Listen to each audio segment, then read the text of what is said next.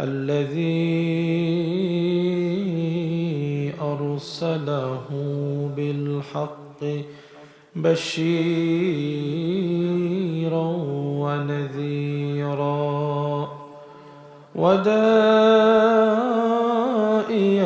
إلى الله بإذنه سراجا وقمرا منيرا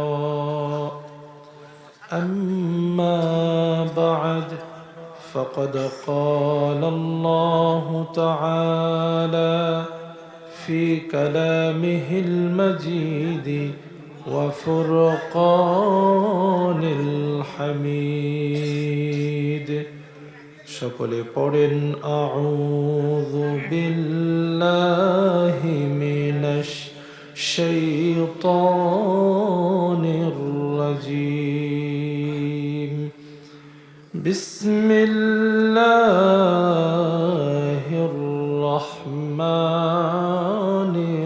রহিম ইন্না আকরামাকুম ইনদাল্লাহি আতকাকুম وقال رسول الله صلى الله عليه وسلم تركت فيكم أمرين لن تضلوا ما تمسكتم بهما كتاب الله وسنة رسوله أو كما قال عليه الصلاة والسلام وقال تعالى في شان حبيبه ومحبوبه ومعشوقه مخبرا وآمرا إن الله وملائكته يصلون على النبي يا أيها الذين آمنوا صلوا عليه وسلموا تسليما اللهم صل على سيدنا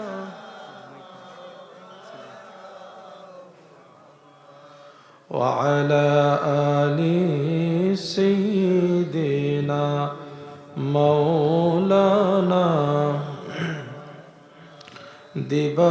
দিবানিশি মনরে আমার আর দিও না যন্ত্রণা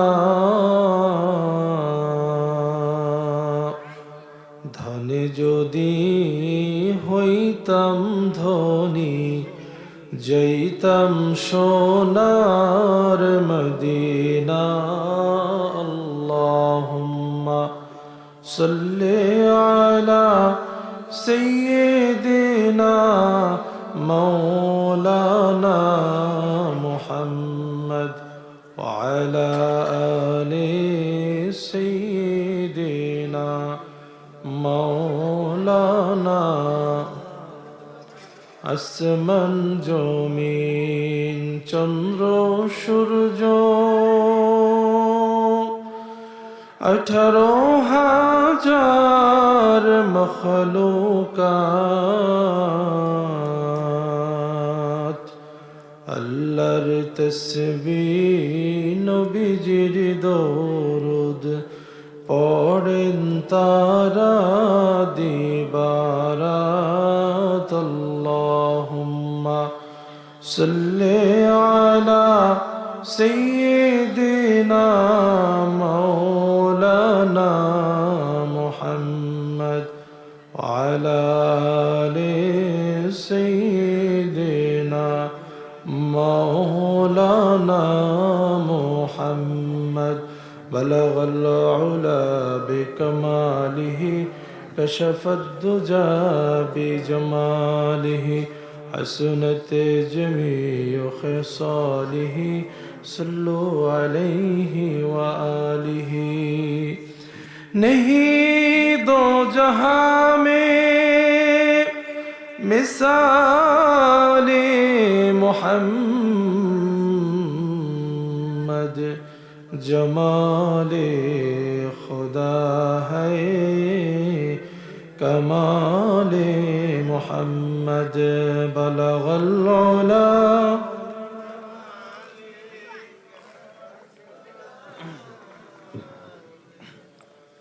حسنت جميع خصاله صلوا عليه لا إله إلا الله لا إله إلا الله لا إله إلا الله لا إله إلا الله لا إله لا إله إلا الله لا إله إلا الله محمد رسول الله صلى الله عليه وسلم মুআজ্জাজ মুহতারাম অধ্যকার আয়োজিত ফজিলাতুন নেসা মহিলা তালিমিয়া ও হাফিজিয়া মাদ্রাসার উদ্যোগে 43তম বার্ষিক ওয়াজ ও দোয়া মাহফিলের সম্মানিত সভাপতি সাহেব জনাব আফামা জামাল উদ্দিন ফকির, আহ্বায়ক নলছিড়া ইউনিয়ন বিএনপি। অত্র মাহফিলের প্রধান আলোচক আমার পূর্বে গজল পরিবেশন করলেন সারসিনা দরবার শরীফের জুলফিকার শিল্পী গোষ্ঠীর সম্মানিত সফল পরিচালক হযরত মাওলানা মুফতি জুলফিকার আলী হিজবুল্লাহ সাহাব, দিগর উলামায়ে কেরাম, মুরব্বিয়ান আযম, যুবক ভাইয়েরা, পর্দার অন্তরালীন মা ও বোনেরা, সকলকে আন্তরিক সালাম এবং মোবারকবাদ।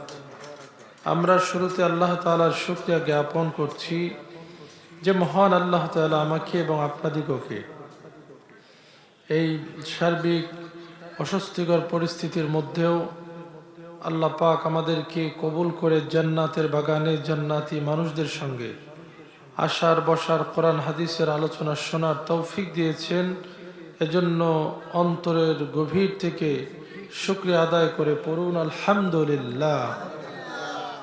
লক্ষ কোটি তার চেয়েও বেশি দরুদ ও সালাম আল্লাহ তাআলার সকল সৃষ্টির প্রধান আকর্ষণ বিশ্বসভার সভাপতি, আমাদের প্রাণের চেয়েও প্রিয়, জীবনের চাইতেও দামি আহমদ মুজতবা মুহাম্মদ মুস্তফা সাল্লাল্লাহু আলাইহি ওয়াসাল্লামার নূরময় নুরানি কদম মোবারকের উপর একবার পড়ুন সাল্লাল্লাহু আলাইহি ওয়াসাল্লাম।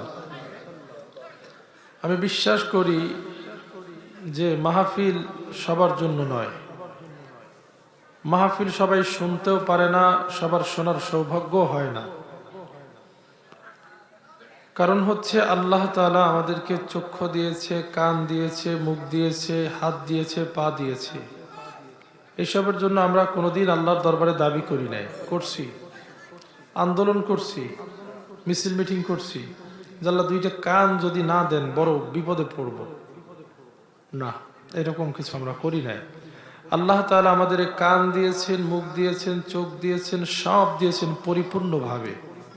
আর দেওয়ার পরে এর কোনো সীমাবদ্ধতা নাই যে দৈনিক 100 কথা বলার পরে মুখ স্টপ হয়ে যাবে, এমন আছে। আবার কানে 2000 শব্দর বেশি গ্রহণ করবে না, এমন কোনো লিমিটেশন আছে? দেখেন সুবহানাল্লাহ, সব দিয়ে দিয়েছেন বান্দা, তোমাকে আমি এর মালিক বানিয়ে দিলাম, কিন্তু তুমি এটা আমার পথে ব্যয় করো। তো যে মা গর্ভাবস্থায় সন্তানকে পেটের মধ্যে নিয়ে একদিন হলেও নামাজ পড়ছে, অজু করে বুকের দুগ্ধ পান করাইছে, বিসমিল্লাহ বলে সন্তানকে কোলে নিয়েছে, মা সন্তানকে পেটের মধ্যে নিয়ে কষ্ট করে হলেও একদিন কোরআন তেলাওয়াত করছে, আমার বিশ্বাস ওই সন্তান এই মাহফিলের আশেপাশে বসে চিল্লাচিল্লি করতে পারে না, ঠিক কিনা? সে নিশ্চয়ই কোরআনের আওয়াজে তাকে টেনে নিয়ে আসবে। এটা কারো আকর্ষণ না, কারো মহাব্বত না, এটা কারো ব্যক্তিত্ব না, এটা আল্লাহর কোরআনের মুআজিজা। সুবহানাল্লাহ পড়ে। কারণ আরবের কাফেরেরা দিনের বেলায় নবীজির বিরোধিতা করত, আর রাত্রে বেলায় লুকিয়ে লুকিয়ে নবীজির কণ্ঠে কোরআন শুনতো। তাহলে আজকে আমরা যারা কোরআনের আওয়াজ পাওয়ার পরেও শুনি না, আমরা কিন্তু ওই কাফেরদের চেয়ে নিকৃষ্ট হয়ে গেলাম, ঠিক কিনা? এজন্য আশেপাশে যারা আছেন, আমরা শেষ করে দেব খুব সংক্ষেপে, টাইমের দিকে আমি যথেষ্ট খেয়াল রাখতেছি। আপনারা মাহফিল প্যান্ডেলে আসবেন বলে আমি আশাবাদী। আর যারা আছেন আশেপাশে একটু মেহেরবানি করে বসায় দেন। অনেক যুবকেরা রাস্তায় হাঁটাচলা করতেছে, এদের কোরআন শোনা জানা বোঝার দরকার আছে না নাই? সম্মানিত হাজিরিন, আল্লাহ রাব্বুল আলামিন মানুষকে যখন মায়ের পেটের মধ্যে রূহ দান করলেন, এইবার সন্তান মায়ের পেটের মধ্যে নড়াচড়া করে, পা দিয়ে মায়ের পেটের মধ্যে আঘাত করে, সন্তান কনুই দিয়া মায়ের পেটের মধ্যে আঘাত করে। নড়াচড়া করার কারণে সন্তানের ক্ষুধা লাগে। মানুষ পরিশ্রম করলেই মানুষের ক্ষুধা যন্ত্রণা বাড়ে, মানুষ কাজ করলে মানুষের ক্ষুধা লাগে, কথাগান ঠিক কিনা? সন্তানের যখন ক্ষুধা লাগে, এই পৃথিবীর কোন ডাক্তার, কোন বিজ্ঞানী, কোন চিকিৎসক মায়ের পেটের মধ্যে গর্ভস্থ সন্তানের খাবারের কোনো ব্যবস্থা করতে পারবে না, খাবারের কোনো আয়োজন করতে পারবে না। এই জন্য আল্লাহ রাব্বুল আলামিন মায়ের নাভি আর সন্তানের নাভির সঙ্গে তার লাগিয়ে মায়ের পিরিয়ডকে বন্ধ করে মায়ের রক্তগুলো আল্লাহ পাক সন্তানের পেটের মধ্যে খাবারের ব্যবস্থা করে দিয়েছে।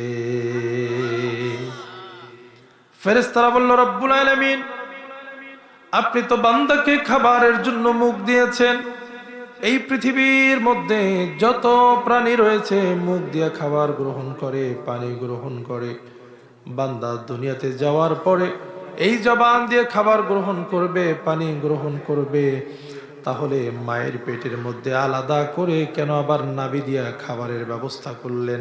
চিন্তার বিষয় আছে না নাই?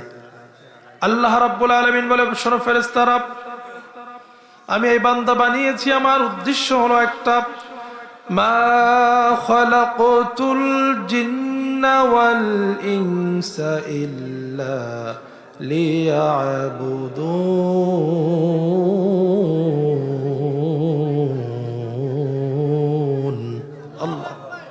আল্লাহ রাব্বুল আলামিন বলে, ফেরেশতারা শোনো, আমি মানুষ আর জিন জাতিকে বানিয়েছি আমি আল্লাহর ইবাদতের জন্য।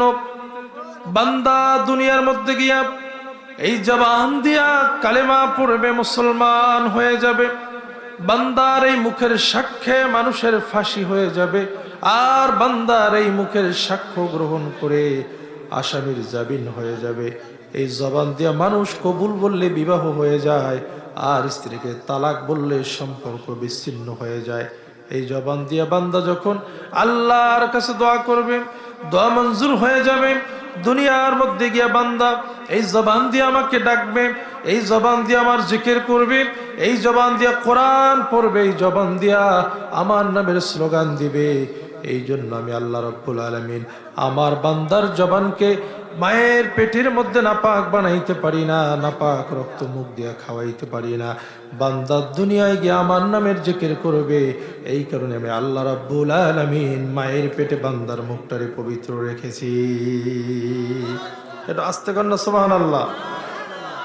বাবাজিরা আমার, এই পবিত্র জবান দিয়া বান্দা দুনিয়ায় সে যখন একবার আল্লাহ বলে ডাক দেয়, আল্লাহ রাব্বুল আলামিনের আরশ আজিমের সঙ্গে দুইটা খুঁটি আছে, এই খুঁটির মধ্যে কম্পন শুরু হয়ে যায়।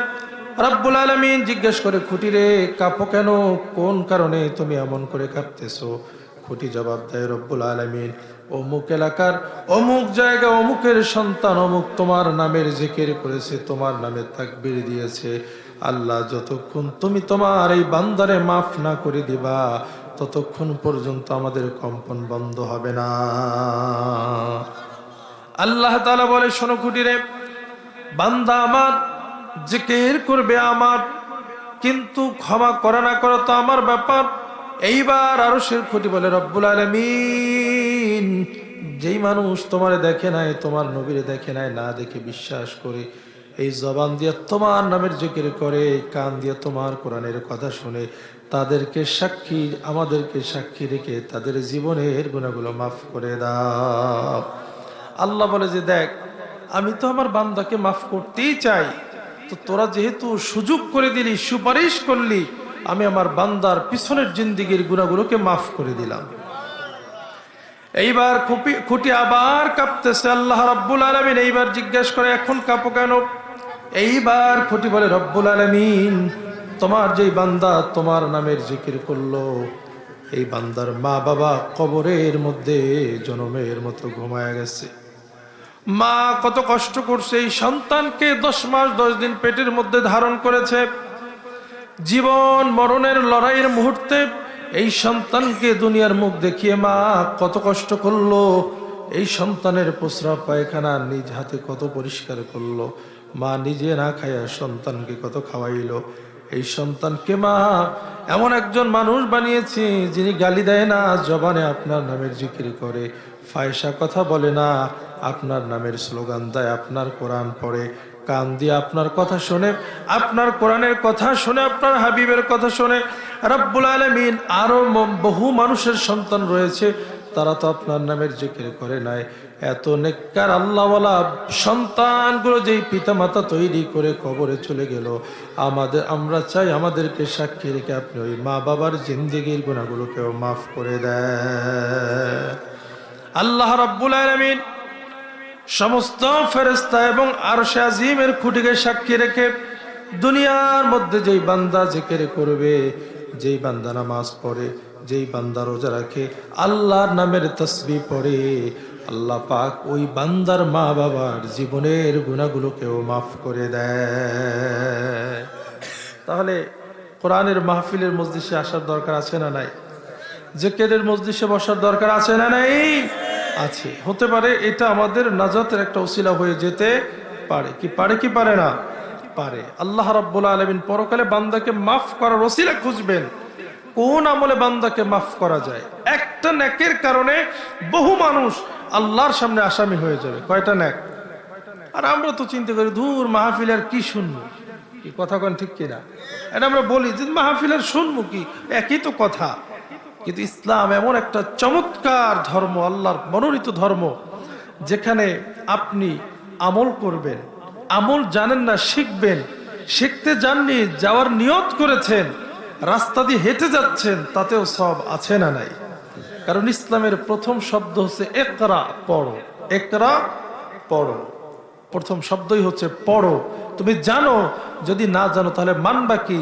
মানতে হলে জানতে হবে, মানতে হলে জানতে হবে। ওই যে দেখবেন পুলিশে হাইওয়ে রাস্তায় ড্রাইভিং লাইসেন্সের মামলা দেয় না, হেলমেটের মামলা দেয় না, ওভারলোডের মামলা দেয়। এখন আপনি যদি গিয়ে বলেন, স্যার আমি এই আইন জানি না, এটা কি পুলিশ শুনবো? আমি আইন জানি না বলবে, মিয়া তুমি গাড়ি চালাও, এই 2 লাখ টাকা দিয়ে একটা গাড়ি কিনছো, আর তুমি আইন জানো না, এত বড় একটা গাড়ি কিনছো, তুমি 2,500 টাকা একটা হেলমেট কিনতে পারো না, মাফ করবে? এখন আপনি যদি কবরে গিয়ে বলেন যে আমি তো কিছু জানতাম না, মাফ পাওয়ার সম্ভাবনা আছে? এই জন্য বাবাজিরা আমার, ভুল ধারণা আজকে আমি আপনাদের ভেঙ্গে দিয়ে যাই। ওয়াজ শুনলেই মানতে হবে, না মানলে বড় গুনাহ হয়ে যাবে, বিষয়টা এমন না। আপনি যে আমল করার নিয়তে আল্লাহর রাজি খুশির জন্য বসে বসে ওয়াজ শুনতেছেন, প্রত্যেকটা শ্বাস নিঃশ্বাসে ফেরেশতারা নেকি লিখে দিচ্ছে। আমল করবেন কি করবেন না সেটা পরের ব্যাপার, আমল করলে তো আরো ভালো, আরো সওয়াব। আর আপনি আমল করতে পারবেন কিনা সেটা ভিন্ন কথা। আমলের নিয়তে বসেছেন, এই নিয়তের কারণে আপনাকে সওয়াব দেওয়া হচ্ছে। আপনি একজন মানুষকে নামাজের দিকে দাওয়াত দিলেন, ও আল্লাহর বান্দা দোকানে থেকে আজান হয়ে গেছে, মসজিদে চলো। আপনি জানেন এটা কাটটা বেনামাজি, জীবনেও মসজিদে তো দূরের কথা, পশ্চিম দিকে আসারও খায় নাই, এই লোকরে মসজিদে ডাকলে যাইবে না। এরপরে আপনি সবের আশায় তারে মসজিদে ডাকলেন। বাবারে আমার, আপনার ডাক আল্লাহর দরবারে বিফলে যাবে না। ওই লোক যদি কোনোদিনও নামাজে না যায়, ডাক দেওয়ার কারণে আপনাকে আল্লাহ সওয়াব দিয়ে দিছে। আমরা তো অনেকে এটা মানি না, বলি যে হুজুর আয় না, ডাককে লাভ আছে কি? বলি কি বলি না? আসুক আর না আসুক, আপনি যে তারে ডাকছেন, এই ডাকার কারণে আপনার সওয়াব হয়ে গেছে। সুবহানাল্লাহ। এরপরে যদি সে যায় তাহলে সওয়াব হবে দ্বিগুণ। আল্লাহু আকবার পড়েন। তাহলে ইসলামের শোনার মধ্যেও কি আছে? সওয়াব আছে। শ্রবণ করার মধ্যে, জানার মধ্যেও সওয়াব আছে। অনেক সময় নামাজের কথা যদি বলি, যে নামাজ পড়বেন কারা কারা হাত তোলেন। তো অনেকে হাত জাগায় না, যে হাত জাগাইলে মনে হয় ওয়াদা হয়ে যাবে। আলহামদুলিল্লাহ, কি আছে না নাই? কয় যে নামাজ তো পড়বো না এক পাপ, আবার হাত জাগাই করছে আর এক পাপ। উনি কি দরবেশ খান, দেখছেন অবস্থা। বিষয় তা না, বিষয় হচ্ছে আপনি নামাজ পড়ার নিয়ত করে যে হাত জাগাইছেন, এই হাত জাগানোর কারণে আল্লাহ আপনাকে সব লিখে দিয়েছে। যদি পড়তে পারেন তা আলহামদুলিল্লাহ, এটা ওয়াদা ভঙ্গ নয়। বান্দা হচ্ছে গুনাহ করবে মাপ চাইবে, গুনাহ করবে মাপ চাইবে, কার কাছে? আল্লাহ। এই জন্য বাবাজিরা আমার, এমন একটা মোমেন্ট আমরা এখানে বসেছি, পবিত্র শাবান মাস শেষ হয়ে যাবে, 2-3 দিন পরেই পবিত্র মাহে রমাদান আসতেছে। রমজান হলো ইবাদতের মাস, রমজান হলো আমলের মাস, রমজান হলো বেশি বেশি দান সদকা জিকির কোরআন তেলাওয়াতের মাস, ঠিক কিনা? যেমনি ভাবে আপনি অসুস্থ হলে ডাক্তার আপনাকে ভিটামিন খাইতে দেয়, স্যালাইন দেয় শরীরটা একটু সতেজ হওয়ার জন্য, আর ইমানের স্যালাইন হলো রমাদান মাস। মানুষ যখন গুনাহ করতে করতে গুনার মধ্যে লিপ্ত হয়ে যায়, গুনার সাগরে ডুবে যায়, আল্লাহ পাক এই রমজান দিয়েছেন সেই সাগর থেকে মানুষকে উঠানোর জন্য। এই পৃথিবীতে যত নবী রাসূল এসেছিল, আল্লাহ রাব্বুল আলামিন সমস্ত নবীকে সবকিছু দেয় নাই। সব নবীদের নামাজ ছিল না, সব নবীদের পর্দা ছিল না, ছিল নাকি? যেমন হযরতে আদম নবীর কোনো দাড়ি ছিল না, দাড়ি এসেছে তার পর থেকে। এই জন্য জান্নাতের মধ্যে আমাদের কারো দাড়ি থাকবে না, আমরা যুবক হয়ে যাব, আর হযরতে আদম নবীর দাড়ি থাকবে। সুবহানাল্লাহ পড়ে। তা হযরতে আদম নবীর ছেলে মেয়েদের মধ্যে বিবাহ হইতো, আপনারা জানেন না? এক ছেলে এক মেয়ে, ভাই বোনের মধ্যে। কেননা তখন এই পৃথিবীর মধ্যে আর কোনো মানুষ ছিল, তখন কোনো পর্দার বিধান ছিল না। এইভাবে করে সব নবীদের উপরে আল্লাহ নামাজ দেয় নাই, সব নবীদের উপরে হজ দেয় নাই, যাকাত দেয় নাই। কিন্তু এই পৃথিবীতে যত নবী এবং রাসূল তার উম্মতেরা এসেছে, আল্লাহ পাক প্রত্যেক নবী রাসূল আর তার উম্মতদেরকে রোজা দিয়েছে। আল্লাহ তাআলা বলেন, ইয়া আইয়ুহাল্লাযীনা আমানু কুতিবা আলাইকুমুস সিয়ামু কামা কুতিবা আলাল্লাযীনা মিন ক্বাবলিকুম লাআল্লাকুম তাত্তাকুন। আল্লাহ তাআলা বলেন, হে ঈমানদারেরা, তোমাদের উপরে রমজানের রোজা ফরজ করা হয়েছে যেইভাবে তোমাদের পূর্ববর্তীদের উপরে রোজা ফরজ করা হয়েছিল, যাতে করে তোমরা মুত্তাকি হতে পারো। কি হতে পারো? মুত্তাকি, পরহেজগার, অন্তরে আল্লাহর ভয় যাতে আসে। কেমন ভয়? ইফতারির সময় হয়ে গেছে, 1 মিনিট বাকি আছে, 1 মিনিট আগে একটা বাচ্চা ছেলে, একটা ছোট্ট মেয়ে, সেও একটা খাবার মুখে দেয় না, দেয়? এখনো 1 মিনিট বাকি আছে, 30 সেকেন্ড বাকি আছে, কলিজাটা শুকায় গেছে, ক্ষুধার যন্ত্রণা ছটফট করতেছে, কিন্তু কেউ একটা দানা পানি মুখে দেয় না। দেয় না কেন? আল্লাহ রাব্বুল আলামিন দেখতেছে, ঠিক কিনা? এ বাবা, রমজান শিক্ষা দিল, যেমনি ভাবে আল্লাহকে না দেখে তুমি আল্লাহর কোন সৈন্য না দেখেও 1 সেকেন্ড পূর্বেও তুমি খাবার পানি মুখে দাও না, অক্ত হওয়ার একটু আগেও তুমি ইফতারি করো না, এইভাবে করে দুনিয়ার প্রত্যেকটি জায়গায় আল্লাহ রাব্বুল আলামিন তোমারে দেখতেছে। এইটা মনে করে সমাজ থেকে সুদ তোমাকে ছেড়ে দিতে হবে, ফজরের সময় ঘুম বাদ দিতে হবে, গালিগালাজ বন্ধ করতে হবে, পরের সম্পদ নষ্ট করা বন্ধ করতে হবে। কারণ মনে রাখতে হবে, রমজানের 1 সেকেন্ড পূর্বে ইফতার যেমন করো, আল্লাহ রাব্বুল আলামিন দেখে। তুমি যা করো আর না করো, তোমার সব কাজ দেখে কে? আল্লাহ। কিন্তু আমরা এই বিষয়টারে ঘুরেই ফেলাইছি ভিন্ন। আমরা রোজা রাখি ওই যে সেহরির সময় যে সেহরি খেয়েছি, আর ইফতারির সময় ইফতার, সারাদিন রোজা, নামাজও পড়ে না, আছে না নাই? মসজিদে যায় না, কিন্তু কি করছে? রোজা রাখছে। আগেও সুদের ব্যবসা করতো, এখনো করে, কিন্তু রোজা রাখছে। আগেও মানুষ ঠকাইতো, এখনো ঠকায়, সে রোজা রাখছে। আগে ওজনে কম দিত, এখনো দেয়, সে রোজা রাখছে।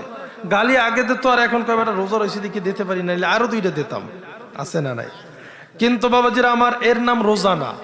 রোজা হলো আহার, কামাচার, পাপাচার, খাবার দাবার থেকে বিরত থাকা, যৌন কাজ থেকে বিরত থাকা, সমস্ত গুনাহের কাজ থেকে বিরত থাকার নাম হলো রোজা। এর নাম কি? রোজা। না খায়া থাকার নাম রোজা না। তুমি রমজানে রোজা রাখলা, কিন্তু কোনো গুনার কাজ ছাড়তে পারলা না, সুদ ছাড়তে পারলা না, নামাজ সঠিকভাবে পড়তে পারলা না, গালি ছাড়তে পারলা না, পর্দা রক্ষা করতে পারলা না, হারাম ইনকাম ছাড়তে পারলা না, তুমি না খেয়ে থাকা আর একটা ক্ষুধার্ত কুকুর জিহ্বা বের করে ঘুরে বেড়ানোর মধ্যে কোনো পার্থক্য নাই, কোনো পার্থক্য নাই। রোজা রাখলে এই সব গুণাগুলো ছেড়ে দিতে হবে, কথা কোন ঠিক কিনা? আর যদি এইভাবে রোজা রাখতে পারেন, আল্লাহ পাক বলেন আস-সাওমু লি ওয়া আনা আজজি বি, ও বান্দা আমার, রোজা আমার জন্য, তুমি আমার ভয়ে খাবার খাও নাই। চাইলে কালো পর্দা ওভারটেক করে তুমি খাবার খাইতে পারতা, লাল পর্দা ওভারটেক করে খাবার খাইতে পারতা, দূরে দোকানে গিয়ে পেট ভরে খাবার খাইতে পারতা, কেউ তোমারে চিনত না।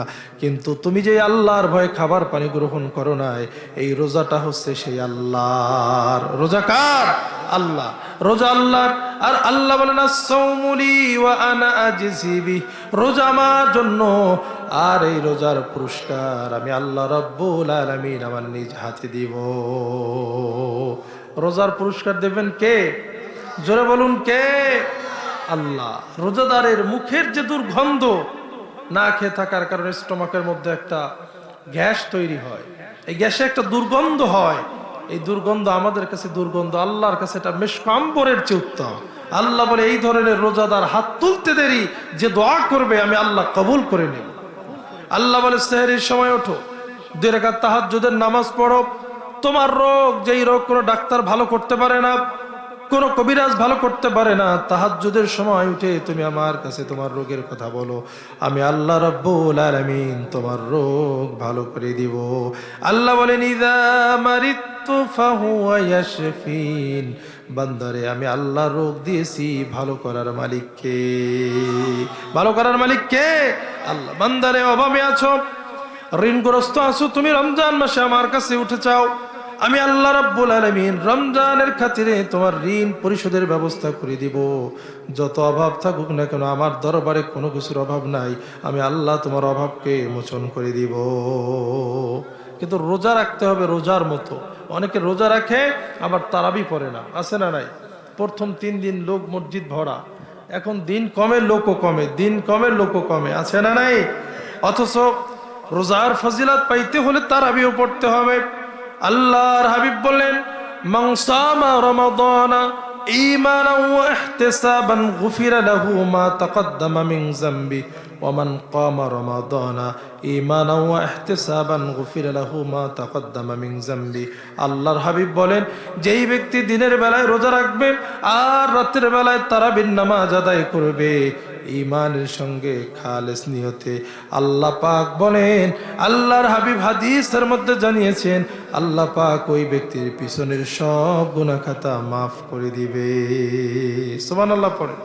রোজাদারের জন্য সবচেয়ে বড় পুরস্কার হলো রোজাদার দিদার পাবে কার? জোরে বলেন কার? বাবাজিরা আমার, জান্নাতের মধ্যে জাহান্নামীরা জান্নাতীদের মধ্যে পার্থক্য হয়ে যাবে। আল্লাহ রাব্বুল আলামিন তিনি জান্নাতীদেরকে আলাদা করবেন, জাহান্নামীদেরকে আলাদা করবেন। জাহান্নাম থেকে জাহান্নামীরা আল্লাহর কাছে আরজ করবে, রব্বুল আলামিন এই আযাব আর সহ্য করা যায় না, এত কষ্ট সহ্য করতে পারি না, তুমি মেহেরবানি করে আমাদেরকে একটু মৃত্যু দাও। মৃত্যু আর হবে? বহু দোয়া করবে, বহু কান্নাকাটি করবে, চিল্লাপাল্লা করবে। এইভাবে করতে করতে এই পৃথিবীর যা বয়স, পৃথিবীর যা বয়স তার দ্বিগুণ হওয়ার পরে আল্লাহ তাআলা তাদের ডাকে সাড়া দিবে, জবাব দিবে। আল্লাহ পাক বলবে ওয়ামতাজুল ইয়াউমা আইয়ুহাল মুজরিমুন। আল্লাহ পাক বলবে, যারা জালেম ছিলাম, বেঈমান ছিলাম, বেদিন ছিল, আল্লাহ রাব্বুল আলামিন বলবে তারা আলাদা হয়ে যাও। এরপরে আল্লাহ পাক মৃত্যু নামক বস্তুটাকে, প্রাণীটাকে বহু দূরে নিয়ে ফেরেশতাদের মাধ্যমে জবাই করবে। আল্লাহ বলবে আর কোনোদিন তোমাদের মৃত্যু হবে না, চিরস্থায়ী থাকো। কাদেরকে? একটু জোরে বলেন না, কাদেরকে? আল্লাহ পাক কোরআনে সূরা ইয়াসিনের মধ্যে বলেন সালামুন কাওলাম মির রাব্বির রহিম।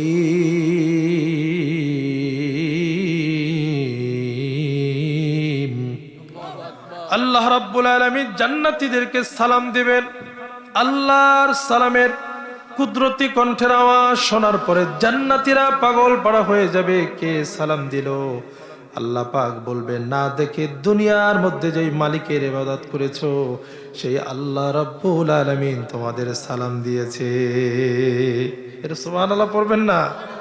আল্লাহ বলবে, জান্নাতীরা কোনো চাওয়া পাওয়া আছে নাকি? কয় না আল্লাহ, আপনি দুনিয়ার মধ্যে কোরআন আর হাদিস আমাদেরকে যা ওয়াদা দিয়েছিলেন সব পেয়েছি, তার চেয়েও অনেক অনেক বেশি পেয়েছি। আবার আল্লাহ তাআলা জিজ্ঞাসা করবেন, এরে জান্নাতীরা তোমাদের কোনো কিছুর দরকার আছে নাকি, পাওনা আছে নাকি? জান্নাতীরা বলবে, রব্বুল আলামিন দুনিয়ার মধ্যে যা ওয়াদা দিয়েছিলেন তা তো পেয়েছি, বরং তার চেয়েও আরো অনেক অনেক গুণ বেশি পেয়েছি। তিনবার এবার আল্লাহ বলবে, একটু ভেবে চিন্তে উত্তর দাও, কোনো কিছুর বাকি আছে কিনা, পাওনা আছে কিনা, কোনো নেয়ামতের অপরিপূর্ণতা আছে কিনা। দুইটা দল হয়ে যাবে। কয়টা? আম মানুষ যারা, সাধারণ মানুষ যারা, এরা আবার বলবে, আল্লাহ কোনো কিছুর অভাব নাই, কোনো কিছুর কমতি নাই, সব পেয়েছি, সব দিয়েছেন। কিন্তু যারা আলেম, কারা? যারা আলেম তারা জবাব দিবে, রব্বুল আলামিন এখনো পাওয়ার বাকি রয়েছে, না দেখে যে আল্লাহ রব্বুল আলামিনের ইবাদত করেছি, যার কুদরতি কদমে সিজদা দিয়েছি, যার রাজি খুশির জন্য না দেখে না শুনে, যার নামে রোজা পালন করেছি, হজ আদায় করেছি, যার নামে কষ্ট অর্জিত সম্পদ দিয়ে যাকাত দিয়েছি, সব কিছু পেয়েছি, কিন্তু ওই আল্লাহ রব্বুল আলামিনের দেখা পাই না। সুবহানাল্লাহ পড়বেন। আল্লাহ রাব্বুল আলামিন এইবার জান্নাতীদেরকে বলবে, ও জান্নাতীরা তোমাদেরকে আমি একটা মাঠের মধ্যে, জান্নাতের মধ্যে একটা ময়দানে নিয়ে প্যান্ডেল করে সমস্ত জান্নাতীদেরকে অনুষ্ঠান করব, আর সেই অনুষ্ঠানের মধ্যে আমি আল্লাহ রাব্বুল আলামিন তোমাদের দেখা দিব। কি আল্লাহর দিদার পেতে মন চায় কি চায় না? নামাজ পড়ে না না পড়ে, রোজা রেখে না না রেখে, এই মাহফিলে এসে নাকি দোকানে আড্ডা দিয়া, আল্লাহ তাআলা সমস্ত জান্নাতীদেরকে দাওয়াত করবে, অমুক জায়গায় যে মাঠ রয়েছে সেই মাঠে তোমরা সকলে একত্রিত হবা।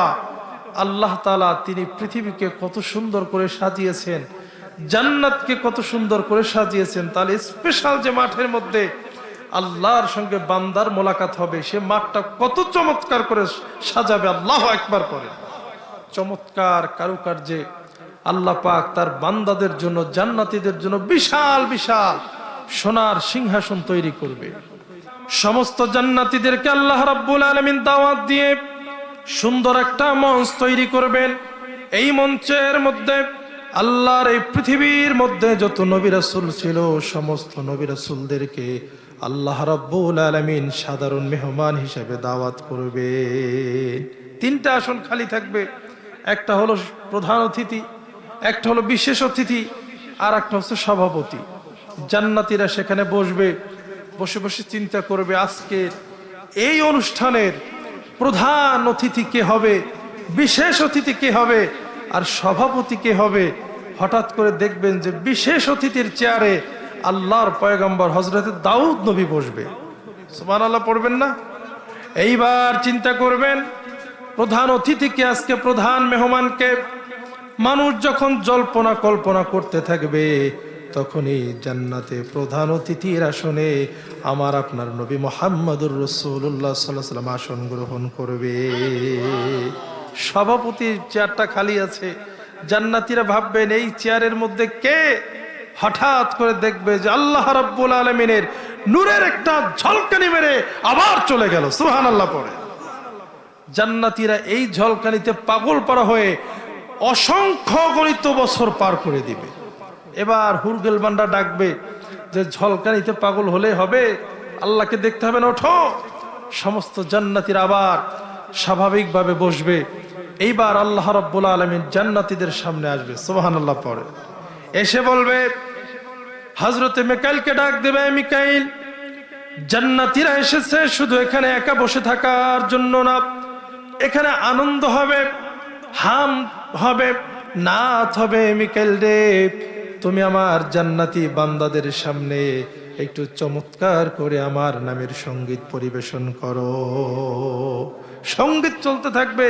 আল্লাহ বলবে যে না, খালি মুখে সঙ্গীত হয় না, বরঞ্চ তোমরা আমার জান্নাতের প্রত্যেক বান্দার হাতে স্বর্ণের পেয়ালায় শরাব ঢেলে দাও, শরাবাং তাহুরা। সুবহানাল্লাহ পড়ে। দুনিয়ার মধ্যে যারা মদ খাইতো, ফেন্সিডিল খেয়েছে, গাঁজা ইয়াবা বাবা সেবন করেছে, সেই দিন জান্নাতে তারা আল্লাহর পক্ষ থেকে পবিত্র শরাব থেকে বঞ্চিত হবে, পাবে না, দূরে থাকবে। আল্লাহ পাক জান্নাতীদের হাতে পবিত্র শরাব দিবে, তারা শরাব পান করবে, আর তালে তালে হযরতে মিকাইলের কণ্ঠে হামদে বাড়ি তালা শুনবে। সুবহানাল্লাহ পড়ে। এইবার আল্লাহ পাক হযরতে দাউদ নবীকে ডাক দিবে, দাউদ রে, অনেক চমৎকার কণ্ঠ আমি তোমারে দিয়েছি, তুমি যখন জাবুর তেলাওয়াত করতা, তোমার কণ্ঠ শুনে আকাশের পাখিরা ওড়াউড়ি বন্ধ করে গাছের ডালে বসে যেত, আর সমুদ্রের মাছগুলো সমুদ্রের কিনারে চলে আসতো। এত সুন্দর কণ্ঠ, মানুষ তো শুনতই, জঙ্গলার পশু পাখি প্রাণীরা পর্যন্ত শুনতো। দাউদ রে, আজকে চমৎকার করে কোরআনুল কারীম থেকে তুমি একটু তেলাওয়াত করো। সুবহানাল্লাহ পড়ে। বিশেষ অতিথি দাউদ পয়গম্বর কোরআন মাজিদ থেকে সূরা মুলুক তেলাওয়াত করবেন। তাবারাকাল্লাযী বিয়াদিহিল মুলকু ওয়া হুয়া আলা কুল্লি শাইইন কাদির। হযরত দাউদ পয়গম্বর কোরআন তেলাওয়াত করবে, 40,000 বছর পার হয়ে যাবে, একজন মানুষও টের পাইবে না কখন সময় চলে গেল। কয় হাজার বছর? আল্লাহ পাক বলবে, হ্যাঁ দাউদ, 40,000 বছর হয়ে গেছে, এবার তুমি চুপ করো।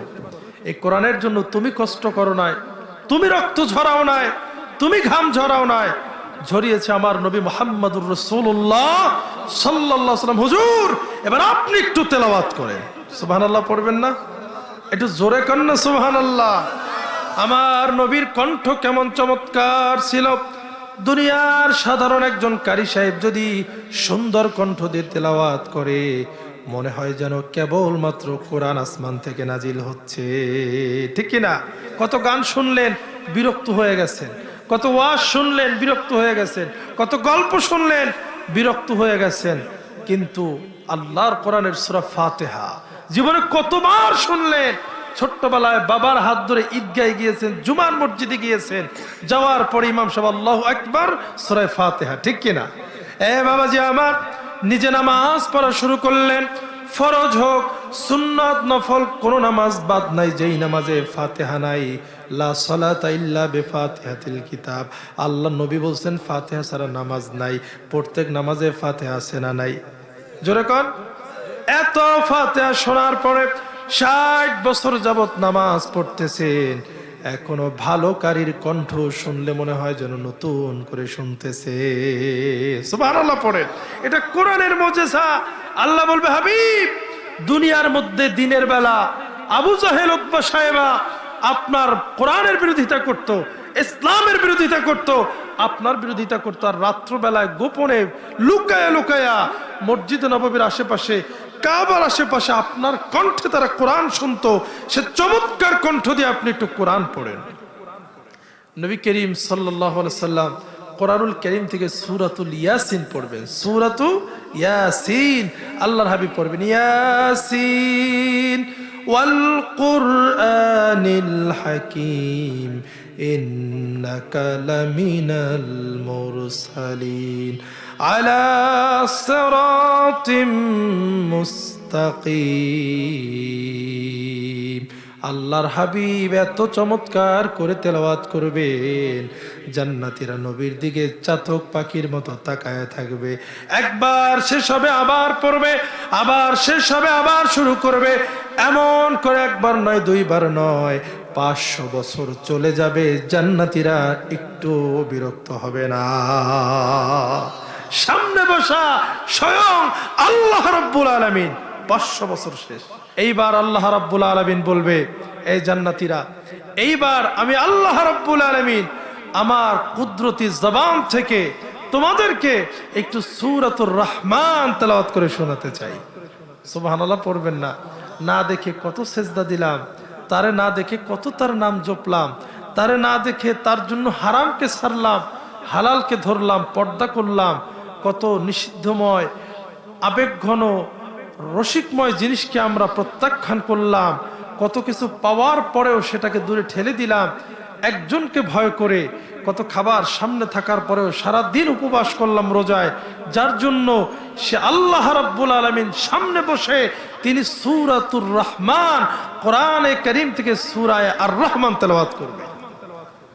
এইবার আল্লাহ তাআলা যখন পড়বেন আর রহমানু আল্লামাল কুরআন খালাকাল ইনসান আল্লামাহুল বায়ান। কত শত নয়, কত হাজার নয়, লক্ষ কোটি বছর পার হয়ে যাবে, এই হিসাব আল্লাহ ছাড়াই পৃথিবীর কারো কাছে নাই। আল্লাহ পাক জান্নাতীদের সামনে দেখা দিবেন, আর সেখানে বিশেষভাবে যারা থাকবে তারা হচ্ছে যারা মাহে রমাদানের রোজা রেখেছে। সুবহানাল্লাহ পড়ে আল্লাহ তাআলা তাদেরকে সেই দিদার দিবেন, সেইভাবে সম্মান করবেন। প্রিয় হাজিরিন, আজকে আমাদের অনেক ভাইয়েরা আছে যারা রমজান মাস আসলে রোজা রাখে না, নানান অজুহাত দেয়। হুজুর আমি অসুস্থ, হুজুর আমার শরীর ভালো না, আমার ডায়াবেটিক, আমার প্রেশার আছে না নাই। কিন্তু যারা অসুস্থ আসলেই সেটা ভিন্ন কথা, কিন্তু সব চলে, সব খায়, সব জায়গা যায়, রোজা রাখে না, আছে না নাই? এ বাবাজি আমার, যুবক বয়সে রোজা রাখতে হবে, আমল করতে হবে শক্তি থাকতে। কিতাবের মধ্যে আসছে যখন কোনো মানুষ অসুস্থ হয়ে পড়ে, বয়সের কারণে, অসুস্থতার কারণে, রোগের কারণে যখন বিছানার মধ্যে পড়ে যায়, জুমার নামাজের আজান হয়ে যায়, জুমার নামাজ আদায় করতে মসজিদে যাইতে পারে না, তখন ওই বান্দার নেক আমল আর বদ আমল লেখার জন্য আছে না নাই? কয়জন আছে? কিরামান কাতিবিনা ইয়ালামুনা মা তাফআলুন। আল্লাহু আকবার করে। দুইজন সম্মানিত লেখক, কিরামান কাতিবিন, যারা বান্দা যা করে সঙ্গে সঙ্গে লিখে ফেলে। ডানের জন্য নেক আমল লেখে আর বামের জন্য বদ আমল লেখে। বান্দা বেহুশ, ঘরের মধ্যে বিছানায় অসুস্থ হয়ে পড়ে আছে, মসজিদে জুমার আজান হয়ে গেছে। এইবার ডানের ফেরেশতা তিনি লিখতে যাইবে যে লোকটা তো অসুস্থ, মসজিদে যাইতে পারে না, জুমার নামাজের সবটা তার আজকে দেওয়া হোক। বামের ফেরেশতা ভেটো দিবে যে না, এইটা হবে না, সে নামাজ পড়তে যায় না, মসজিদে যায় না, তারে আবার কিসের সব দিবা? মসজিদে না গেলে কোনো সব দেওয়া যাবে না। এই বিষয় নিয়ে দুই ফেরেশতার মধ্যে একটা তর্ক সৃষ্টি হয়ে যাবে। এইবার বলবে যে আমরা তর্ক না করে চলো, আমাদের যিনি আমির, আমাদের যিনি নেতা হযরতে জিবরাইল আলাইহিস সালাম, তার কাছে যাই, তিনি যেই সমাধান দেয় আমরা সেইটা মানব। জিবরাইল আলাইহিস সালাম সব কথা শুনে বলল যে সমাধান তো আমিও জানি না, কারণ তার তো শক্তি সামর্থ্য নাই মসজিদে যাওয়ার মতো, বিছানা অসুস্থ হয়ে পড়ে আছে, এখন এর নামাজি লিখবা না বেনামাজি লিখবা এই সমাধান আমি দিতে পারবো না। তবে হ্যাঁ, আমি আল্লাহ রাব্বুল আলামিনের কাছ থেকে এর একটা সমাধান এনে তোমাদেরকে দিচ্ছি। হযরতে জিবরাইল আলাইহিস সালাম আল্লাহর কাছে চলে যাবেন, রব্বুল আলামিন অমুক এলাকায় তোমার অমুক বান্দা অসুস্থতার কারণে বয়সের ভারে বিছানার মধ্যে অসুস্থ হয়ে পড়ে আছে, মসজিদে যাইতে পারে না। আল্লাহ রাব্বুল আলামিন এখন তোমার ফেরেশতারা কি তারে নামাজি লিখবে না বেনামাজি লিখবে, এই বিষয় নিয়ে ফেরেশতাদের মধ্যে তর্কাতর্কি শুরু হয়ে গেছে। আল্লাহ রাব্বুল আলামিন বলবে জিবরাইল যাও, আমার বান্দার বয়স কত? বলে 80 বছর, 70 বছর, 65 বছর। বান্দা যদি জোয়ান কালে শক্তি থাকা অবস্থায় জুমার আজান শুনে কাজকর্ম হাজারো ব্যস্ততাকে পিছনে রেখে মসজিদে গিয়া জুমার খুতবা সহ নামাজ আদায় করে, আজকে অসুস্থতার কারণে বয়সের কারণে বান্দা যদিও মসজিদে যাইতে পারে নাই, জুয়ান কালে নামাজ পড়ার কারণে আমার বান্দাকে নামাজিদের কাতারে নামটা লিখে দাও। মসজিদের মধ্যে গিয়া জামাতের সঙ্গে জুমার নামাজ আদায় করলে যে সব হতো, আজকে বান্দা মসজিদে যাইতে পারে নাই, বাড়িতে থাকার পরে ওই সওয়াব আমার বান্দার আমল নামায় তোমরা লিখে দাও।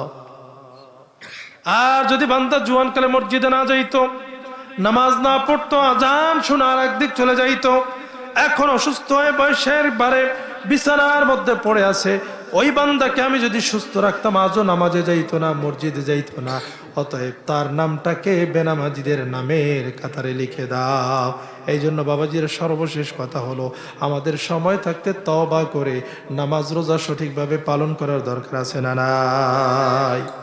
আজকে তো আমরা দুনিয়ারই হয়রা, আমার নিজের ইমানের খবর নাই, আমি সারা দেশের মানুষের ইমানদার বানাইতে চাই। এক কিসিমের লোক আছে না নাই? আমরাও চাই এদেশের প্রত্যেকটি ইঞ্চি জমিন আল্লাহর কোরআন দিয়ে চলুক, চাই কি চাই না? একজন মুমিন চায়, কিন্তু আমি নিজেই কোরআন মানি না। কি কথা কোন ঠিক কিনা?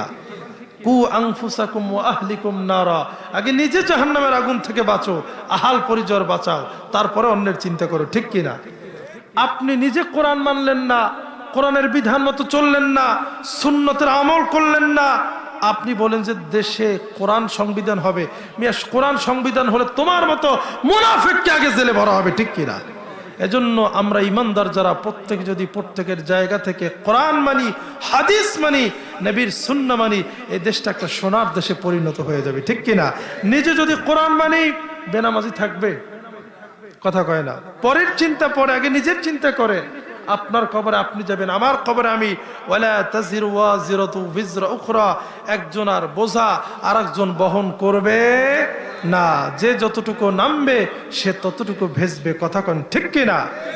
আপনি যদি সুদ ছেড়ে দেন, সবাই মুসলমান, সবাই যদি নিজ নিজ জায়গা থেকে সুদ ছেড়ে দেয়, তাহলে এই সমাজটা কোরআনের সমাজ হয়ে যাবে। লাঠি ছোটা, মায়ের ভয়, এইগুলা দিয়ে কোনোদিন ইসলাম কায়েম করা যায়? এজন্য সময় থাকতে আমাদের তওবা করে প্রত্যেকের মুসলমান হওয়ার দরকার আছে না নাই? আল্লাহ তাআলা বলেন, قُلْ يَا عِبَادِيَ الَّذِينَ أَسْرَفُوا عَلَى أَنفُسِهِمْ لا تقنطوا من رحمة الله। আল্লাহ তাআলা বলেন, হে বান্দা আমার, তুমি নিজের আত্মার উপরে যতই জুলুম করো, অন্যায় করো, গুনাহ করতে করতে যদি সীমা ছাড়িয়েও যাও, লা তাকনাতু মির রাহমাতিল্লাহ, আল্লাহর রহমত থেকে নিরাশ হয়ো না।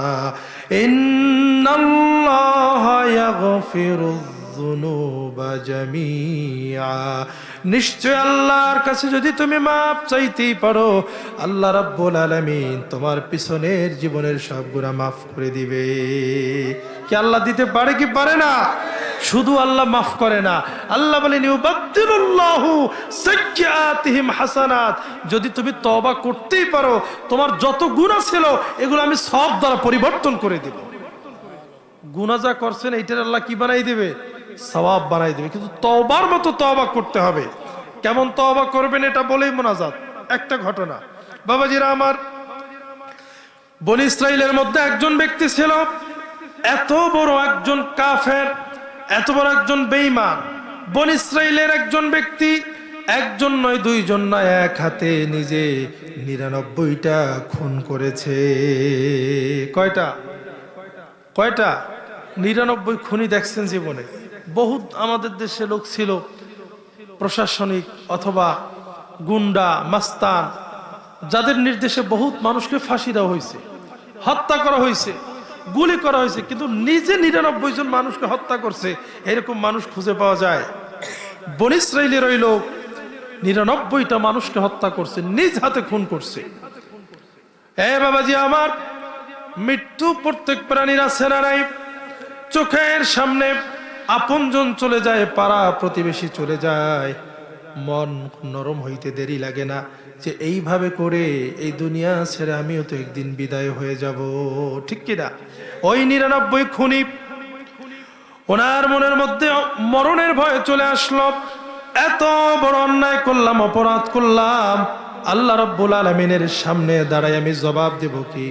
আল্লাহর সামনে দাঁড়ায়া আমি 99টা খুনের স্বীকৃতি কিভাবে দিব? আমার তো তওবা করা প্রয়োজন, আমি মাপ পাবো কিনা? মানুষের সঙ্গে পরামর্শ করলো, আমার এখন করণীয় কি? মানুষজন বলল, ওই যে পাহাড়ের চূড়ায় একজন দরবেশ আছে, ওই দরবেশের কাছে গেলে পরে কেমনে মাপ পাবা সেই পথ দেখায় দিবে। দরবেশ হলো সাধারণ মানুষ, আমল করে কিন্তু এলেম নাই, এলেম বোঝেন যে শরীয়তের ফয়সালা সবাই দিতে পারে না। একজন লোক ভালো মানুষ, ভালোভাবে চলে, সহিভাবে চলে, নামাজ কালাম পড়ে, কেউরি ঠকায় না, কষ্ট দেয় না, মিথ্যা কয় না, আল্লাহওয়ালা মানুষ, কিন্তু সে কিন্তু আলেম না। দরবেশ হচ্ছে, সে ইবাদত করে, কিন্তু এলেম নাই, এলেম কম, শরীয়তের ফতোয়া মাসালা দেওয়ার ক্ষমতা রাখে না। দরবেশের কাছে গিয়ে বললো যে ভাই দরবেশ, আমি বিপদে পড়ে তোমার কাছে আসছি। কি বিপদ? কয় আমি খুন করছি 99টা। এখন তুমি যে ইবাদত বন্দি করছো, কি বলে আল্লাহ কি আমাকে মাফ করবে? দরবেশ শুনে ঠুনে বলে যে মিয়া, 99টা খুন করছো, এত বড় খুনি তুমি, আরে তুমি আবার আমার সামনে আসিয়া বলতেছো যে আমি 99টা খুন করছি, আল্লাহ কি মাফ করবে? এত বড় অপরাধ আল্লাহ মাফ করে না। মাথা তো গরম, চিন্তা করছে আল্লাহ যেহেতু মাফ করবে না, তাইলে তোরে আর রাইকা লাভ কি? মাথা গরম, তরবারিটা বের করে এক কোপে দরবেশের কল্লা আলাদা। খুন হয়েছে কয়টা? একটু জোরে কর না। 100 খুন করে চিন্তা করছে খুন এইভাবে কত আর চলবে, মাফ তো নেওয়া দরকার। আবার এলাকার মানুষের কাছে গিয়ে বললো কার কাছে পাঠাইছো? এমন দরবেশের কাছে যে দরবেশ কয় তোমার মতো এত বড় অপরাধী আমার সামনে দাঁড়ানো, তোমার মতো পাপীর আল্লাহ মাফ করবে না। আমি বলছি মাফ যেহেতু করবেই না, তাহলে তোরে দিয়ে 100 পূরণ করি। কল্লাটা ফালাই দিছি। এখন করণীয় কি? স্থানীয় সব মানুষ তো আর একরকম না, ঠিক কিনা? একজন ভালো মুরব্বী বুঝমান ছিল, সেই মুরব্বী পরামর্শ দিল যে তুমি এই দরবেশের কাছে না গিয়ে একজন ভালো আলেমের কাছে পরামর্শ নাও, যে আলেম কোরআন হাদিস সম্পর্কে জানে, তাওরাত জাবুর ইনজিলের জ্ঞান যার কাছে আছে। ওই বনি ইসরাইলের 99 খুনি 100 খুন পূর্ণ করে বনি ইসরাইলের একজন আলেমের কাছে গেল, গিয়ে ডেকে ডেকে বলল, আলেম রে, আমি 99টা খুন করে দরবেশের কাছে গিয়েছিলাম, কিভাবে মাপ পাবো তা জানার জন্য। দরবেশ বলল, তোমার মতো অপরাধীকে আল্লাহ মাফ করবে না। এরপরে তরবারি দিয়া দরবেশকে খুন করে 100 পূর্ণ করলাম। এখনো তরবারির সাথে, এখনো রক্তের দাগ শুকায় নাই। ঠিক ঠিক ফতোয়া দিবা, ঠিক ঠিক মাসালা দিবা, নাইলে তরবারি দিয়া তোমারেও শেষ করে দিব। যারা আল্লাহর ওলি, যারা হক্কানি আলেম, যারা এই জমিনের মধ্যে আল্লাহর দ্বীনের কথা বলে, তারা তাগুতরে ভয় পায় না। কথাগণ ঠিক কিনা? আল্লাহ বলেন, ইন্নামা ইয়াখশাল্লাহু মিন ইবাদিহিল উলামা। এই জমিনে আল্লাহর সবচেয়ে বেশি ভয় পায় আলেমরা। কারা? আলেমরা। এটা আল্লাহর কথা। এই আলেম বলল, খুনিরে তরবারি দেখাওয়ার হত্যার হুমকি দাও, যা করো আর না করো, কিতাবের মধ্যে সত্য যেইটা লেখা সেইটা তোমারে বলবো। কিতাব তালাশ করে বলে, খুনিরে তুমি আর কি অপরাধ করেছো? যদি তওবার মতো তওবা করতে পারো আর তওবার শর্ত পূরণ করতে পারো, তাইলে তোমার চাইতেও বড় খুনিরে আল্লাহ মাফ করে দিবে। এটা আস্তে কন্যা সুবহানাল্লাহ। তুমি আর কি অপরাধ করছো?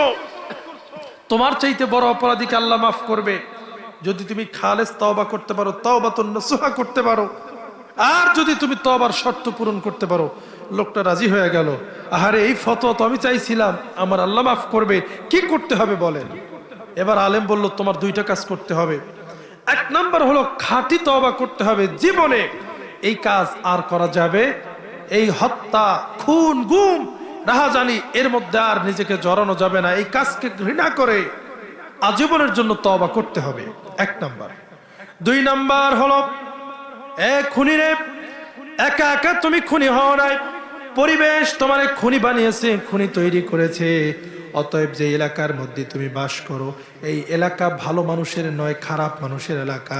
এই এলাকার মধ্যে থাকতে পারবা না, ভালো মানুষদের এলাকায় চলে যাবা। ভালো মানুষের এলাকায় যদি যাও, আল্লাহ রাব্বুল আলামিন সব গুনাহ মাফ করে দিবে। লোকটা খাঁটি তওবা করলো, হুজুর আমি জীবনে আর খুন করব না। আর ওইখান থেকেই তিনি রওনা হয়ে গেল যে না, এই খারাপ মানুষদের এলাকায় থাকবো না, আমি ভালো মানুষের এলাকায় চলে যাব। আল্লাহর কুদরত বোঝার সাধ্য পৃথিবীর মধ্যে কারো নাই। ওই ব্যক্তি রওনা হয়ে গেলেন খারাপ মানুষদের এলাকা ছাড়ানোর। আর 1 বিঘা জায়গা বাকি আছে, 1 বিঘা পরে ভালো মানুষের এলাকা। দেখবেন যখন বরিশাল যাবেন, গণ নদী যখন উপজেলা ছাড়ায়, তখন লেখা গণ নদী পৌরসভা খোদা হাফেজ। সামনে লেখা থাকে উজিরপুর স্বাগতম, আছে না নাই? একটা সীমানা আছে, আছে না নাই? এই বরিশাল আর মাদারীপুরের একটা সীমানা আছে না নাই? এরপরে মাদারীপুর, এর আগে বরিশাল। ওই ব্যক্তি ওই বৎকারদের এলাকায়, এখনো নেককারদের এলাকায় ঢুকে নাই, ঢুকতে 1 বিঘাত বাকি, হায়াত শেষ, মালাকুল মউত আজরাইল জানটা কবজ করে ফেলল। এখন নেককারদের এলাকায় ঢুকতে পারে না, তওবার শর্ত পূরণ হয়।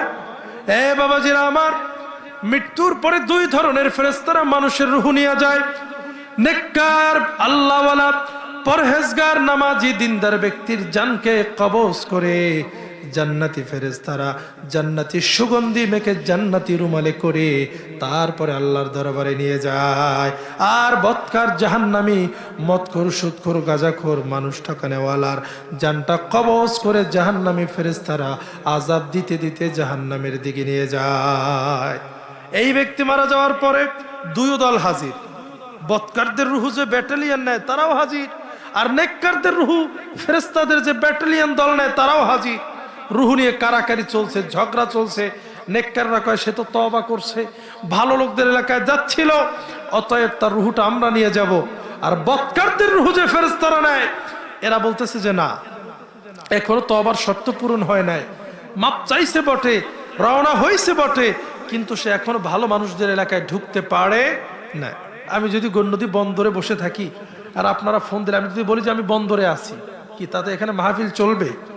এ তো এখনো ভালো লোকদের এলাকায় যেতে পারে নাই, অতএব এরে মাফ করা যাবে না। ফেরেশতাদের মধ্যে যখন এই তর্ক শুরু হয়, ফেরেশতারা বলল যে চলো আমরা আল্লাহর কাছ থেকে সমাধান নিয়ে আসি।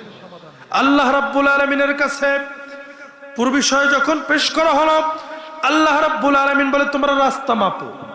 রাস্তা যদি বৎকারদের এলাকা কাছাকাছি হয় তাহলে খারাপ দলের লোক হয়ে যাবে, আর যদি তিনি নেককারদের এলাকার কাছাকাছি হয়ে যায় তাইলে তাকে নেককার হিসেবে ধরা হবে। ফেরেশতারা রাস্তা মাপার জন্য তৈরি হয়ে গেল।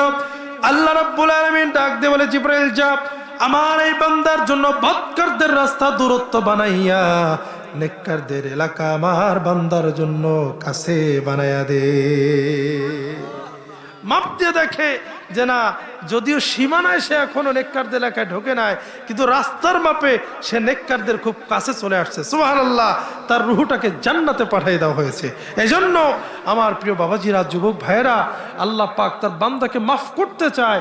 বান্দা মাফ চায় কিনা, কোনো ওসিলা আছে কিনা, বান্দার কোনো আমল আছে কিনা যে আমলে বান্দাকে মাফ করা যায়।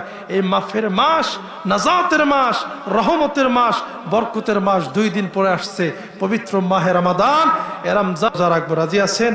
জীবনটা মোরকে পরিবর্তন ঘটাবো। শুধু না খেয়ে থাকার নাম যেমন রোজা নয়, এদিকে খেয়াল রেখে আমাদের জীবন যেভাবে চলেছিল, রোজার মাসে আমরা আমাদের আমল, আখলাক, জবান, লেনদেন সবকিছু সুন্নতি তরিকায় করব। কি পারবো তো ইনশাআল্লাহ? আল্লাহ তাআলা আমাদের সকলকে সে তৌফিক দান করুক। একটু দুরূদ শরীফ পড়েন, সাল্লাল্লাহু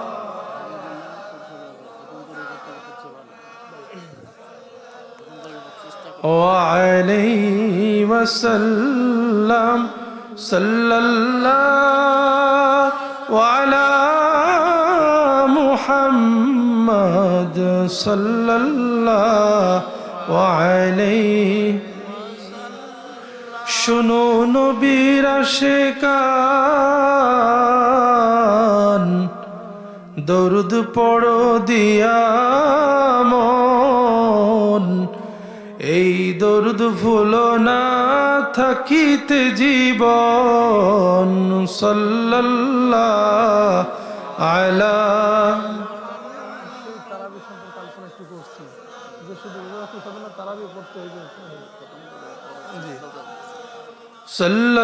সাল্লাল্লাহু আলা মুহাম্মদ সাল্লাল্লাহু আলাইহি। বালাগাল উলা বিকামালিহি কাশাফাদ দুজা বিজামালিহি হাসুনাত জামিউ খিসালিহি সাল্লু আলাইহি ওয়া আলিহি। الصلاة والسلام عليك يا رسول الله، الصلاة والسلام عليك يا حبيب الله، الصلاة والسلام عليك يا شافع المذنبين الصلاة والسلام عليك يا رحمة للعالمين اللهم صل وسلم وبارك عليه প্রিয় হাজিরিন রমজান মাসে রোজা রাখতে হবে সাহারি ইফতারও খেতে হবে ঠিক কি না অনেকে আছে যে সেহরি খাই না যে হুজুর সন্ধ্যা রাত্রে যে খেয়ে ঘুমাই আর লাগে না আমার এটা করবেন না নবীজি বলছে তোমরা সেহরি খাও কেননা সেহরির মধ্যে বরকত রয়েছে বহু রোগের শেফা রয়েছে সেহরির মধ্যে সুবহানাল্লাহ পড়ে পেট ভরে যদি ভাত নাও খাইতে পারেন ভারী খাবার খাওয়ার মতো যদি সুযোগ নাও থাকে আপনি সেহরির নিয়ত করে একটা খেজুর এক গ্লাস পানি খাবেন আপনি একটা সুন্নতের আমল হয়ে গেল আলহামদুলিল্লাহ পড়ে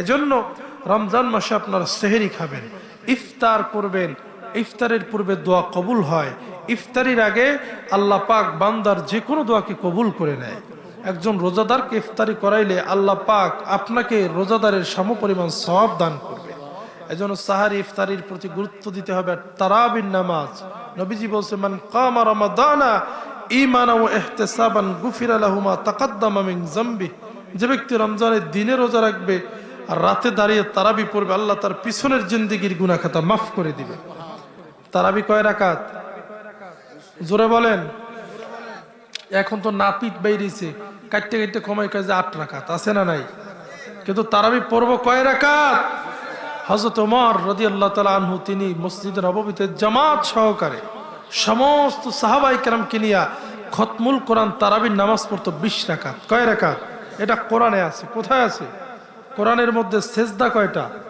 14টা রুকু কয়টা 540টা প্রত্যেকদিন 20 রাকাত নামাজে 20 রাকাতে 20 রুকু 27শে কদরের দিন হযরত ওমর রাদিয়াল্লাহু তাআলা আনহু তিনি মসজিদে নববীতে তারাবি খতম দিতেন এজন্য প্রত্যেক দিন 20 রাকাতে 20 রুকু 27 দিন 20 দিয়া 27 রে যদি গুণ দেওয়া হয় গুণফল বের হয় 540 কত বের হয় 540 অতএব খতম তারাবির মধ্যে বরকত আছে না নাই আমরা অনেকে আছি কোরআন পড়তে জানি না জানলেও শুদ্ধ করে পড়তে পারি না একটু যদি সময় লাগে কষ্ট হয় খতম তারাবি পড়া যায় বরকত আছে না নাই আল্লাহ তাআলা আমাদের সকলকে বোঝার আমল করার তৌফিক দান করুন পড়ুন আমিন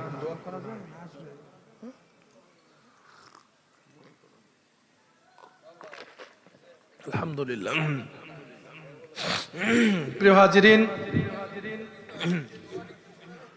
মরহুম আলহাজ মোহাম্মদ লুৎফুর রহমান ফকিরের ৬ষ্ঠ মৃত্যুবার্ষিকীতে তার মাগফিরাত কামনায় এ দোয়ার আয়োজন আপনারা দোয়া করবেন আল্লাহ পাক এ মাহফিলের উসিলায় আলহাজ মোহাম্মদ লুৎফুর রহমান ফকিরকে যেন মাফ করে জান্নাতুল ফেরদাউস নসিব করে আমাদের এই গরাঙ্গল ফকির বাড়ির মাটির নিচে যত মোমেন মুসলমান মুরব্বীরা চলে গেছে এই মাহফিলের আশেপাশে যত কবরস্থান আছে এই মসজিদে যত মুসল্লিরা নামাজ পড়ে পড়ে কবর জগতে আল্লাহ পাকে মাহফিলের উসিলায় তাদের কবর আযাবকে যেন মাফ করে দেয় পড়ুন আল্লাহুম্মা আমিন বিশেষ করে মাহফিলের যারা আয়োজন করেছে আপনারা যারা কোনো আশায় নয় লোক ভরে যায় মনে হয় যে এরা কোনো কিছু লোভে আসে ঠিক কিনা আমরা বিনা লোভে আল্লাহর জান্নাতের লোভে কোন লোভে আল্লাহর জান্নাত আল্লাহর রাজি খুশি সওয়াবের লোভে এ কষ্ট করে এই শীতের মধ্যে গভীর রজনী পর্যন্ত যারা বসে রইলেন আল্লাহ পাক আমাদের প্রত্যেককে যেন আল্লাহর ঘর খানায় কাবা দেখিয়ে নবীজির বাড়ি মদিনাতুল মুনাওয়ারায় নবীজির রওজায় সালাম না দিয়ে আল্লাহ যেন আমাদের কবরে না নেয় পড়ুন আমিন সকলে সকলের জন্য দোয়া করবেন সর্বোপরি দোয়া করবেন আল্লাহ পাক আমাদের সকলকে যেন ঈমান নিয়ে কবরে যাওয়ার তৌফিক দান করুন পড়ুন আমিন আমাদের বাংলাদেশের 13 জাতীয় সংসদ নির্বাচন সম্পন্ন হলো ঠিক কিনা যারা নির্বাচিত হলেন যারা সংসদে যাবেন আল্লাহ পাক সকলকে যেন দ্বীন ইসলামের পক্ষে থেকে দেশ জাতি এবং মানুষের কল্যাণে কাজ করার আল্লাহ তাআলা তাদের সুযোগ দেয় আল্লাহ পাক যেন তাদের সেই ধরনের সাহসিকতা সুযোগ মন মানসিকতা তৈরি করে দেয় ভালো রাখে সুস্থ রাখে পড়ুন আল্লাহুম্মা আমিন আল্লাহুম্মা আমিন ربنا ظلمنا أنفسنا وإن لم تغفر لنا وترحمنا لنكونن من الخاسرين ربنا آتنا في الدنيا حسنة وفي الآخرة حسنة وقنا عذاب النار رب العالمين পবিত্র মাহে রমাদানের একেবারে সন্নিকটে শাবান মাসের সর্বশেষ পর্যায়ে আমরা এসে উপনীত হয়েছি। ফজিলাতুন্নেসা মহিলা তালিমিয়া ও হাফিজিয়া মাদ্রাসার উদ্যোগে ৪৩তম বার্ষিক তাফসিরুল কোরআন মাহফিলের সমাপনী সময় দীর্ঘক্ষণ কোরআনে কারীম থেকে তাফসির শুনে সোনার মদিনা দরুদ ও সালাতু সালাম পাঠিয়ে জীবনের গুনাহ খাতার কথা মনে করে তওবা করে আমাদের ভিক্ষুকের মতো দুইটা হাত আপনার দরবারে তুলে ধরেছি। মেহেরবানি করে রব্বুল আলামিন আমাদের এই মাহফিলের জিকির আজগার তালিম তরবিয়াত ওয়াজ নসিহাত হামনাত দরুদ ও সালাতু সালাম যা কিছু আমল করা হয়েছে আমলটুকু আপনার শাহী দরবারে কবুল করে নেন। আল্লাহ তাআলা জানি না এই মুহূর্তে কত অসংখ্য মানুষ যেন আপনার হাবিবের রওজার কিনারে দাঁড়িয়ে সালাম দিচ্ছে। নবীজি আমার সবুজ গম্বুজের নিচ থেকে সালামের জবাব দিয়া তাদের জীবনের গুনাহগুলোকে মাফ করায় দিচ্ছে। আমরা দিনহীন, অর্থের অভাব, গরিব উম্মত, দূর দূরান্ত দেশ সোনার মদিনা যাইতে পারলাম না, এই বাংলার জমিনে বসে দরুদ আর সালাম পাঠাইলাম, পাখির মতো উড়াইয়া উড়াইয়া সোনার মদিনায় পৌঁছায় দেন। খাস করে আদি পিতা বাবা আদম আলাইহিস সালাম থেকে শুরু করে আজ পর্যন্ত এই পৃথিবীর মধ্যে যত আম্বিয়ায়ে কেরাম, সাহাবায়ে কেরাম, শুহাদায়ে কেরাম, তাবিঈন, তাবে তাবিঈন, উলামায়ে মুতাকাদ্দিমিন, উলামায়ে মুতাআখিরিন, সালফে সালিহিন, বুজুর্গানে দ্বীন, আইম্মায়ে শরিয়া, তরিকা, পীর, আউলিয়া, গাউস, কুতুব, ওলি, আবেদ, মুমিনিন, মুমিনাত, মুসলিমিন, মুসলিমাত, কালেমা পরিমাণ নিয়ে যারা কবরে শহীদ, মেহেরবানি করে প্রত্যেকের হাদিয়া পৌঁছায় দাও রব্বুল আলামিন। আল্লাহ খাস করে আমরা যারা হাত তুলেছি, আমাদের যাদের জনম দুঃখী মা কবরে চলে গেছে, বাবা কবরে চলে গেছে, মা বাবার কথা কি বলবো, তাদের তো তুলনা এই পৃথিবীর কারোর সঙ্গে হয় না। মা 10 মাস 10 দিন আস্ত একটা মানুষকে পেটের মধ্যে ধারণ করেছে। সন্তান মায়ের পেটের মধ্যে মাকে লাথি দিয়েছে, ঘুষি দিয়েছে। মা দাঁড়ানো থাকলে বসে যাইতো, সন্তান আবার হাঁটু দিয়া মায়ের কলিজের উপরে আঘাত করছে, মা আবার শুয়ে গেছে। সন্তান আবার পায়ের গোড়ালি দিয়া মায়ের পেটে আঘাত করলো। এইবার মা ভাবলো আমি মনে হয় বিদায় হয়ে যাব, আমার মনে হয় আর জীবন নাই, আমি আর বাঁচবো না, এই মনে হয় আমার নিঃশ্বাসটা বের হয়ে যাবে। এইভাবে করে লোকমুখে কথিত আছে একটা সন্তান মায়ের কলিজায় 101টা লাথি দেওয়ার আগে এই দুনিয়ার মুখ দেখতে পায় না। এইভাবে মা জীবন মরণের সন্ধিক্ষণে দাঁড়িয়ে আমাদেরকে দুনিয়ার মুখ দেখাইল। দুনিয়া আসার পরে মা কত কষ্ট করলো, নিজ হাতে আমাদের প্রস্রাব পায়খানাগুলো পরিষ্কার করে দিল। মায়ের বুকের দুগ্ধ পান করে আমরা বড় হয়েছি। আল্লাহ এই শীতের রজনীতে ছোট্টবেলায় মাকে আমরা বারবার প্রস্রাব করে ভিজিয়ে দিয়েছি। মা কোনোদিন রাগ করেন নাই, বিরক্ত হন নাই, বরঞ্চ নিজে ভিজা জায়গায় শুয়ে সন্তানকে বুকের উপরে ঘুম পাড়িয়েছে। রব্বুল আলামিন ওই মা যার এতিমের মতো কবরে চলে গেছে, তামাম জীবনের গুনাহ খাতাগুলো মাফ করে মায়ের কবর বেহেশতের বাগান বানায়া দাও। আল্লাহ আমাদের বাবা বহু কষ্ট করেছে, মাথার গাম পায়ে ফেলে রোজগার করে আমাদের পড়াশোনা, খাওয়া দাওয়া, পোশাকের ব্যবস্থা করেছে। বাড়ি ঘর জায়গা জমি সব রেখে গেছে, একটা কানা করিও সঙ্গে নিয়ে যাইতে পারে নাই। মেহেরবানি করে বাপজানের কবর বেহেশতের বাগান বানায় দাও। আল্লাহ আমাদের মা বাবা যাদের বেঁচে আছে দীর্ঘনে খায়াত দারাজ করে দাও। আমাদের দাদা দাদি, নানা নানি, আপন জন্ময় মুরব্বিয়ান, পাড়া প্রতিবেশী, বন্ধু বান্ধব, আত্মীয় স্বজন যারা কবরে চলে গেছেন, আল্লাহ প্রত্যেকের কবরে সবের হাদিয়া পৌঁছা দাও। আল্লাহ খাস করে মরহুম আলহাজ মোহাম্মদ লুৎফুর রহমান ফকিরের ৬ষ্ঠ মৃত্যুবার্ষিকী উপলক্ষে মাহফিল, আল্লাহ তাকে মাফ করে তার কবরটা বেহেশতের বাগান বানায়া দাও। এই বড় গোরাঙ্গাল ফকির বাড়ির নিচে যত মুমিন মুসলমান শায়িত হয়ে আছেন, আল্লাহ প্রত্যেকের কবরে সওয়াবের হাদিয়া পৌঁছায় দাও, প্রত্যেকের কবর আযাব কিয়ামত পর্যন্ত মাফ করে দাও। রব্বুল আলামিন আল্লাহ, আমরা জীবনে বহু গুনাহ করে তোমার দরবারে হাত বাড়িয়েছি, যদি জানতাম গুনাহগারদের দোয়া কবুল হয় না, হাত বাড়ানোর সাহস পাইতাম না। তুমি তো বলেছো লা তাকনাতু মির রাহমাতিল্লাহ, বান্দারে আমার রহমত থেকে নিরাশ হয়ে যেও না। তোমার গুনাহ যত বেশি, আমি আল্লাহর রহমত তার চেয়েও অনেক বেশি।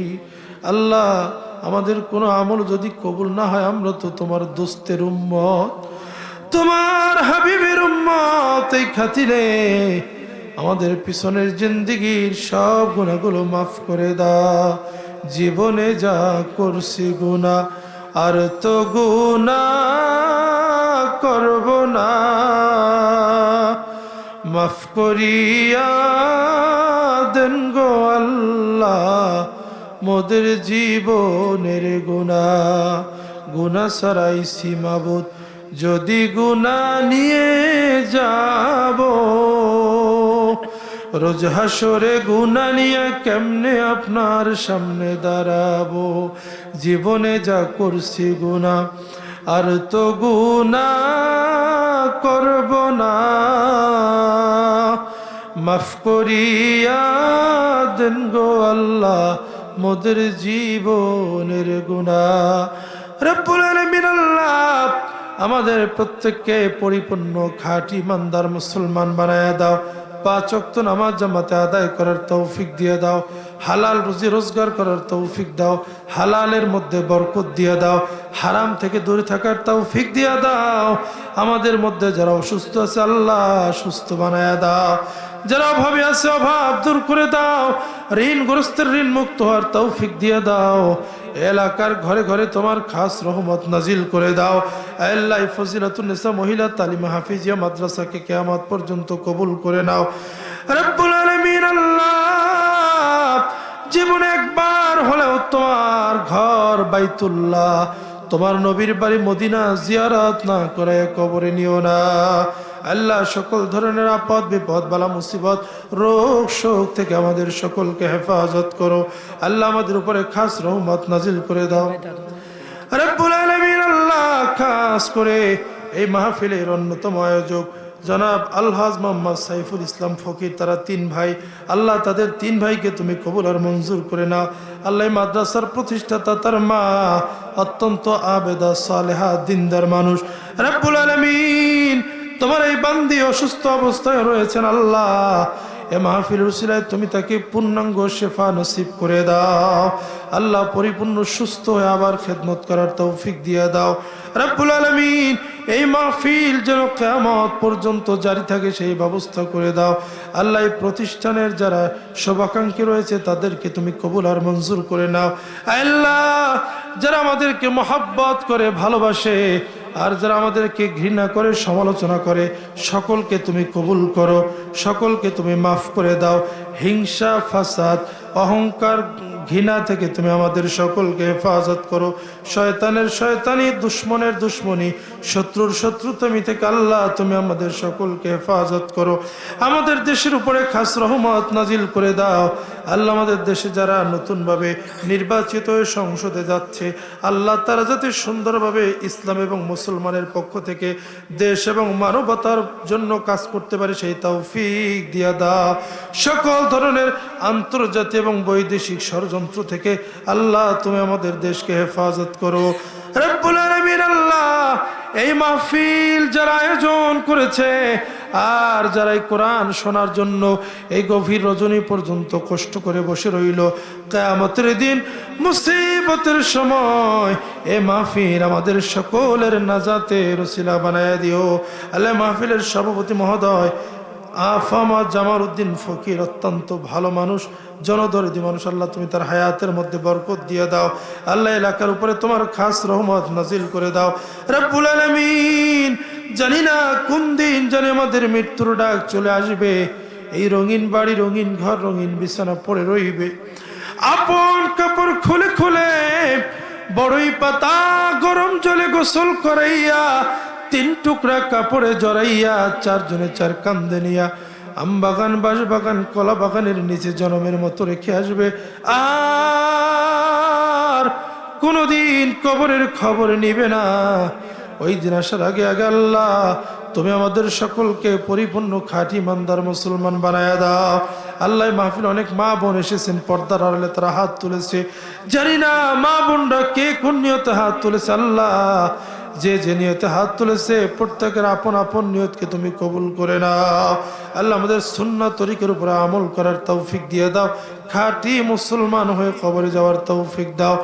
রব্বানা তাকাব্বাল মিন্না ইন্নাকা আনতাস সামিউল আলিম وتب علينا إنك أنت التواب الرحيم رب ارحمهما كما ربياني صغيرا رب ارحمهما كما ربياني صغيرا سبحان ربك رب العزة عما يصفون وسلام على المرسلين والحمد لله رب العالمين وجعل آخر كلماتنا عند الموت لا إله إلا الله محمد رسول الله صلى الله عليه وسلم. السلام عليكم ورحمة الله وبركاته.